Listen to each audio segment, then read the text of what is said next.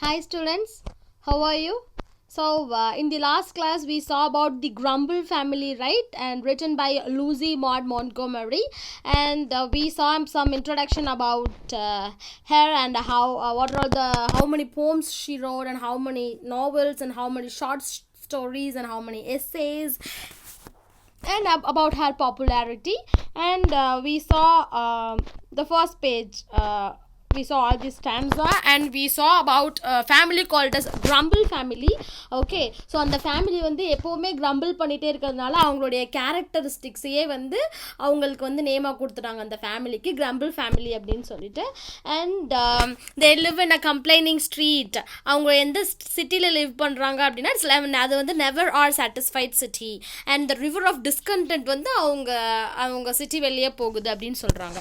So டோட்டலாக what it means they are always grumbling, and even the city they are living is called as never or satisfied, and even the street they live in is called as complaining street, and even the river of discontent flows through their area அப்படினு சொல்றாங்க. Okay, so why not these people will always be grumbling about everything. Okay, so they growl at this, they growl at that, and whatever comes they will find fault with that. Okay, and whether they station be high or humble, they will always grumble. Okay, so if the weather is too hot, they will tell it is too hot, and whether the weather is too cold, they will tell it is very cold, and they will grumble about it. Okay, and if it is raining, they will growl that it is raining. If it is too hot and if it is too sunny, they will growl at that also. Okay, so whatever that happens, they will grumble. Okay, so இப்போ வந்து அவங்களுக்கு எல்லாமே please ஆயிடுச்சு, there is no reason for them to grumble means they will grumble about the fact that they have nothing to grumble. Okay, so எதுவுமே இல்லை grumble பண்ணுறதுக்கு, எதுவுமே இல்லை கம்ப்ளைண்ட் பண்ணுறதுக்குன்னு சொல்லி அவங்க கம்ப்ளைண்ட் பண்ணுவாங்க if they find if they find everything is pleasant and good. Okay, so but the curious thing is that not one of the same can be brought, but the one strangest thing என்ன அப்படின்னா அவங்க வந்து இப்படி grumble பண்ணுறாங்கன்னு சொல்லிட்டு அவங்க accept பண்ணிக்கவே மாட்டாங்க. Okay, and for never a grumbler will own that he is connected to it at all. So எப்போவுமே ஒரு grumbler வந்து அவங்களுக்கும் அந்த grumbling-ன்ற ஹேபிட்டுக்கும் வந்து கனெக்ஷன் இருக்கும் அப்படின்னு சொல்லிட்டு அவங்க வந்து லைக் ஒத்துக்க மாட்டாங்க. Right? That's the thing. And today we will see the last 3 stanza and we will complete this lesson. Okay, so the worst thing is that if anyone stays among them too long, he will learn their ways. Okay, so ஒரு worst-ஆன thing என்ன அப்படின்னா if anyone stays with them. Okay, so if some people go and stay with them, they will also start grumbling like them. Okay, so among them too long, so கொஞ்ச நாள் ரொம்ப லாங்காக வந்து அவங்க கூடயே வந்து ஸ்டே பண்ணிட்டாங்கன்னு வச்சுக்கோங்களேன். if someone, the worst thing that happens is he will learn their ways.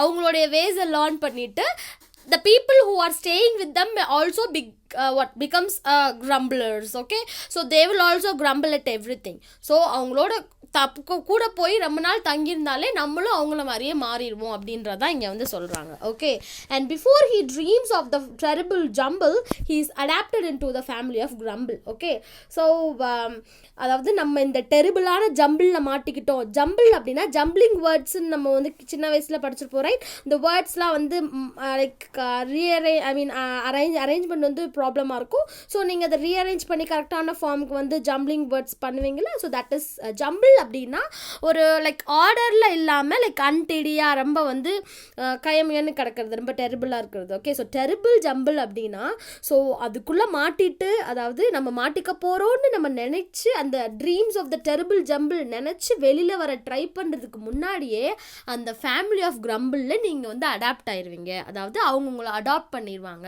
So அந்த ஃபேமிலியில் வந்து நீங்களும் ஒரு மெம்பராக ஜாயின் பண்ணிடுவீங்க. ஸோ நீங்கள் நினச்சி ஐயோ நம்ம இந்த டெரிபிள் ஜம்பிளில் மாட்டிக்க போகிறோன்னு சொல்லிட்டு வெளியில் வர ட்ரை பண்ணுறதுக்கு முன்னாடியே you will become the part of that family, and you will also start grumbling. Okay, because they will change others also. They will change entirely the persons who are staying with them also.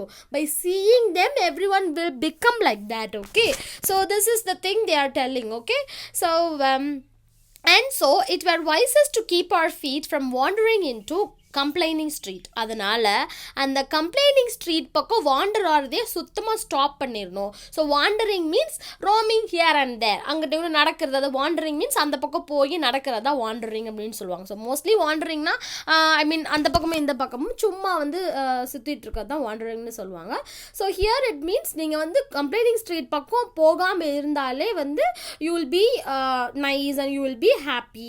So உங்களுடைய ஃபீட்டை, உங்களுடைய காலடித்தோட அந்த complaining ஸ்ட்ரீட்டில் வாண்டராகாமல் பார்த்துக்கிறது தான் ஒரு வைசஸ்டான thing. Wisest means பிரில்லியன்டான thing. Okay, and so it were very wisest to keep our feet. நம்மளுடைய பாதம் அந்த கம்ப்ளைனிங் ஸ்ட்ரீட்டில் படாமல் இருந்தாலே அது நல்லது தான். அது means you should what it literally means is you should not go inside that street.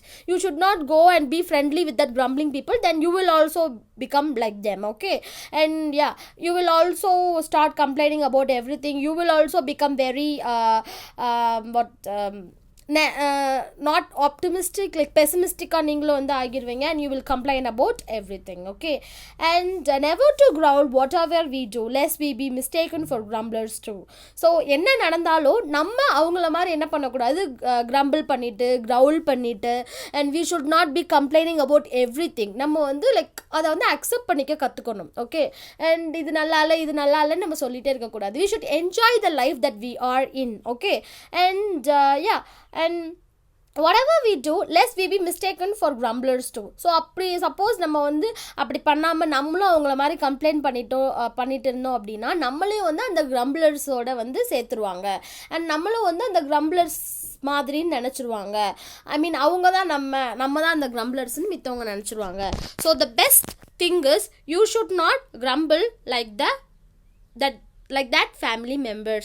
You should try to accept everything, and you should you should accept everything and live peacefully. Okay, and you should be very content. So நீங்க அந்த satisfied feeling வேணும். Okay, so அந்த contentment உங்களுக்கு இருக்கணும். So like yeah, you should not complain about everything and start accepting your life as it is. Okay, so God நம்மளுக்கு இந்த இதில் இப்போ கொடுத்த லைஃப் இதுதான் அப்படின்னு சொல்லிட்டு you should accept and you should go for it.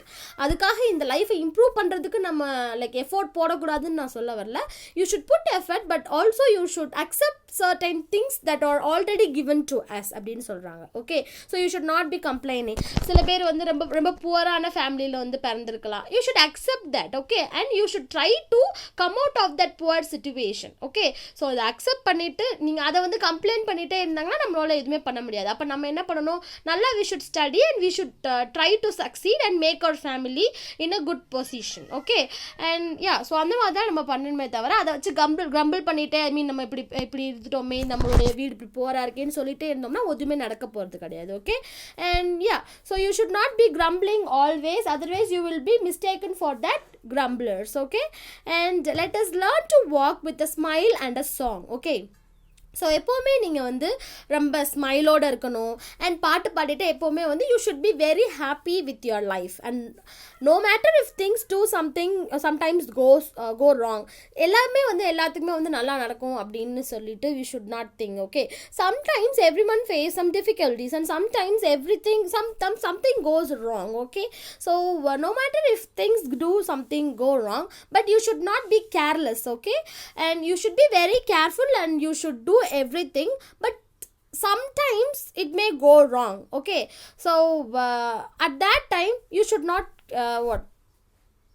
worry about that, and then be our station high or humble, we will never belong to the family of grumble. Okay, so இதை மட்டும் நீங்கள் பண்ணிவிட்டு if you are happy means நீ உங்களுடைய station ஹையாக இருந்தாலும் ஹம்பிளாக இருந்தாலும் நீங்கள் அந்த ஃபேமிலி ஆஃப் கிரம்பிளோட ஜாயின் பண்ண மாட்டீங்க. ஸோ அதுக்கு நீங்கள் என்ன பண்ணணும், இந்த உலகத்தில் ரொம்ப ஹாப்பியாக ஒரு சாங் பாடிட்டு you should be always enjoying and you should not always be grumbling and you should not always be like very cruel like that grumbling family, and you should not always be complaining.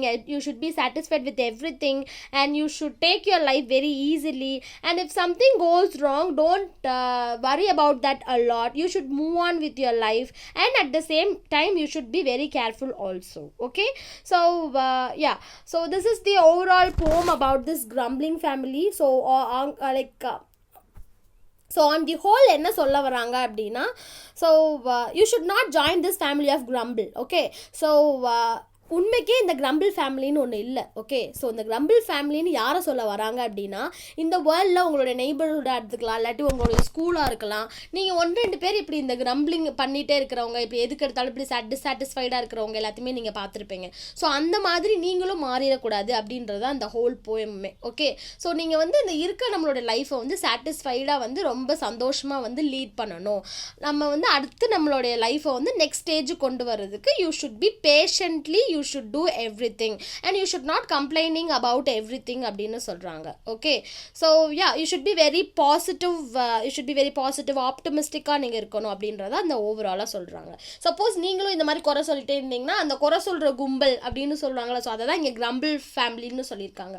So அதில் போய் நீங்கள் வந்து join பண்ணிடுவீங்க.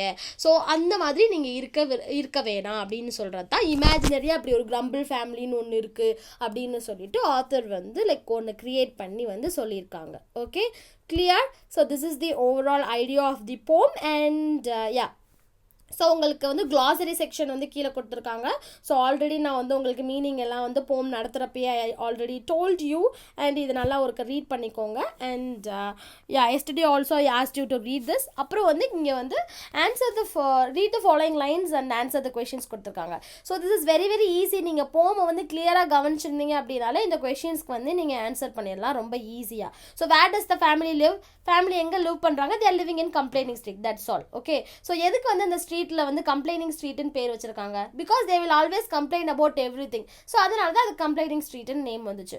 So இந்த மாதிரி நீங்கள் எல்லாத்தையுமே வந்து ரீட் பண்ணீங்க, ஆன்சர் பண்ண ட்ரை பண்ணீங்க அப்படின்னா you can answer all these question. Okay, this is very very easy. And இன்னைக்கு நம்ம லிட்ரரி டிவைசஸ் பார்க்கலாம். ஸோ ஆல்ரெடி வந்து ஃபிகர்ஸ் ஆஃப் ஸ்பீச் அப்படின்னு சொல்லிட்டு நம்ம வந்து பார்த்துருப்போம். ரொம்ப காமனான சிமிலி, மெட்டஃபர் இந்த மாதிரிலாம் பார்த்துருப்போம், ரைட்? ஸோ இன்னைக்கு நம்ம புதுசாக ஒரு 2 ஃபிகர்ஸ் ஆஃப் ஸ்பீச் வந்து லேர்ன் பண்ண போகிறோம். Okay, so first one is anaphora. Anaphora அப்படின்னா என்ன அப்படின்னா, லைக் ஒரு போமில் வந்து ஒரு சில சென்டென்ஸ் ரிப்பீட் ஆகிட்டே இருக்கு. ஐ மீன் ஒரு சில சென்டென்ஸ் வந்து ஒரே மாதிரி ஸ்டார்ட் ஆகும். ஓகே, ஸோ அந்த மாதிரி லைன்ஸ் ஒரே மாதிரி ஸ்டார்ட் ஆகுது. அப்படி இல்லாட்டி ஒரே லைனில் ஐ மீன் ஒரு ஒரு ஒரு ஃப்ரேஸ் வந்து அப்படியே ரிப்பீட் ஆயிடுறது மட்டும், அது அப்படியே ரிப்பீட் ஆகிறதுக்கு பேர் தான் anaphora. Okay, so if you take this poem as an example, so இந்த எக்ஸாம்பிள் நீங்கள் பார்த்தீங்க அப்படின்னா, they crawl at the rain and they crawl at the sun. So they crawl at அப்படின்ற அந்த ஃப்ரேஸ் வந்து ஒரே சென்டென்ஸில் ரிப்பீட் ஆயிருக்கு. ஓகே, ஸோ இந்த மாதிரி வர்றதுக்கு பேர் தான் அனஃபோரா. இது வந்து ஒரே சென்டென்ஸில் ஃப்ரேஸ் ரிப்பீட் ஆகிருக்கு. சில போம்ஸில் வந்து ஐ மீன் 2-3 லைனே கூட வந்து பிகினிங் வந்து ரிப்பீட் ஆகிருக்கும். ஸோ இந்த மாதிரி ஒரே மாதிரி ரிப்பீட் ஆகுது, அதாவது ஃபுல் லைனும் ரிப்பீட் ஆகுதுல்ல, ஐ மீன் பிகினிங். ஓகே, ஸோ இந்த மாதிரி வந்து ஒரு ஃப்ரேஸ் வந்து ரிப்பீட் ஆகுது, செவரல் ஃப்ரேசஸ் வந்து ரிப்பீட் ஆகிறது தான் வந்து anaphora. So anaphora is the technique where several phrases begin with the same word or words. அதாவது ஒரே வேர்டில் பிகின் ஆகிறது தான். ஓகே, ஸோ அது வந்து ஒரு வேர்டில் இருக்க 2 ஃப்ரேஸ் வந்து ஒரே வேர்டில் பிகின் ஆகலாம். அப்படி இல்லாட்டி ஒரு போமில் 2-3 லைன் வந்து ஒரே வேர்டில் ஒரே ஃப்ரேஸோட வந்து சேம் வேர்ட்ஸில் பிகின் ஆகலாம். ஓகே, ஸோ இது வந்து ஒரு லைனில் தான் உங்களுக்கு இந்த எக்ஸாம்பிள் வந்து இந்த போமில் இருக்குது. ஸோ நான் வந்து நெக்ஸ்ட் வந்து இன்னொரு போம் நடத்துவேன். ஸோ அந்த போமில் வந்து லைக் 2-3 ஐ மீன் அடுத்தடுத்த லைனில் வந்து ஒரே மாதிரி பிகின் ஆகிருக்கும் லைன்ஸ். ஓகே, ஸோ அப்போ வந்து அதுவும் அனஃபோரா தான். ஓகே, இது வந்து ஒரே லைனில் இருக்க அனஃபோரா, அது வந்து லைக் டிஃப்ரெண்ட் ஐ மீன் அடுத்தடுத்த லைனில் இருக்கிற anaphora. Okay, so this is called as anaphora.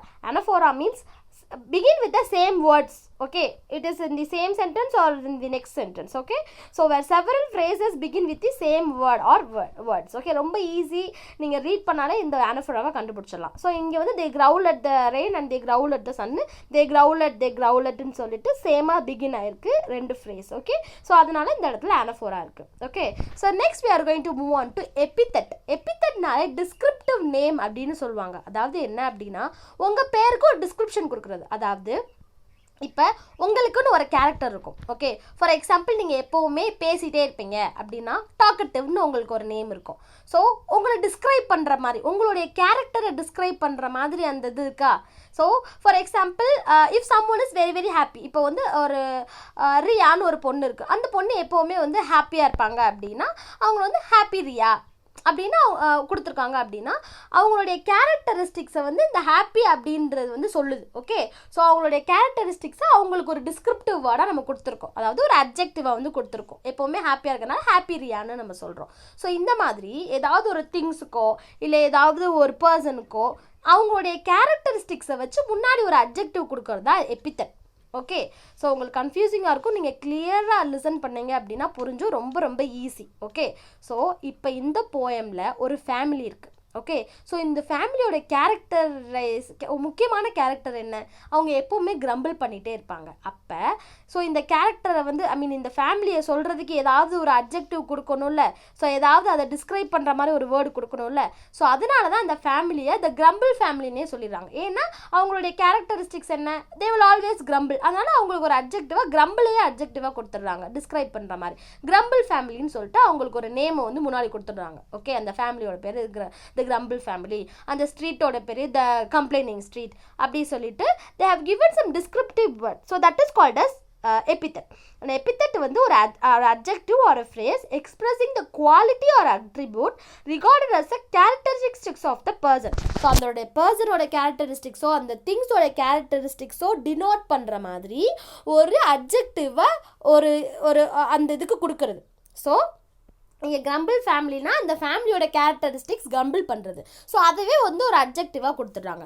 அந்த ஸ்ட்ரீட்டில் இருக்க பர்சன்ஸ் எல்லாமே கம்ப்ளைண்ட் பண்ணிட்டே இருப்பாங்க. அப்போ அந்த ஸ்ட்ரீட்டுக்கு கம்ப்ளைனிங் அப்படின்னு அந்த கேரக்டரிஸ்டிக்ஸை டினோட் பண்ணுற மாதிரி டிஸ்கிரைப் பண்ணுற மாதிரி ஒரு வேர்ட் ஒரு அப்ஜெக்டிவை கொடுக்கணும். ஸோ அதுக்கு அவங்க கம்ப்ளைனிங் கொடுத்துருக்காங்க. ஸோ இதுதான் வந்து எபித்தட்.